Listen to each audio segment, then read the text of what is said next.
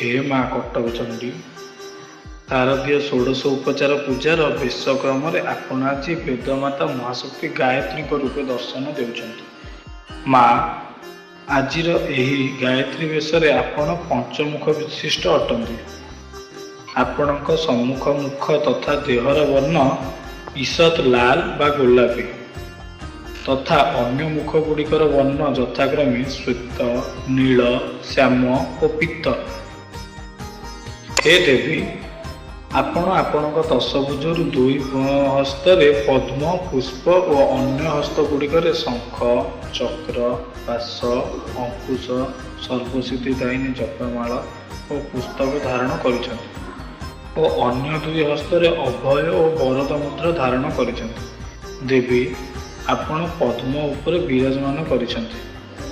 हे देवी गायत्री आपण हेउचंती वेदमाता तथा पवित्र गायत्री मंत्र अधिष्ठात्री देवी।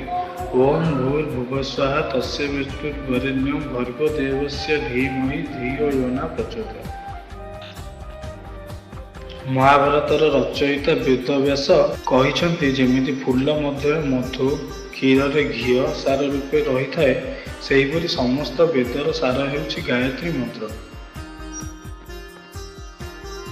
वेदपति ब्रह्मा चारि वेदों रचना करने पूर्व गायत्री मंत्र रचना करते। जेपरि एक मंजीर गर्भरे विराट बट वृक्षटी लुचि रही थाए सेही मंजी अंकुरित हो वृक्ष रूप धारण करे।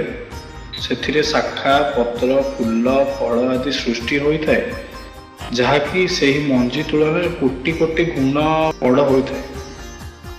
हे देवी गायत्री मंत्र सेहीपरि मंजी अटे जहाँ प्रस्फुटित हो चारि वेद आकार महाविस्तार रूप धारण करिसेंती।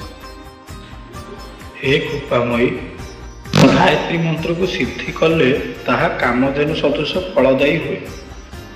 जेमिति गंगा शरीर समस्त पाप को धोई देह मन को निर्मल करती सही प्रकार गायत्री मंत्र रूपी गंगारे आत्मा पूत पवित्र हो जाए।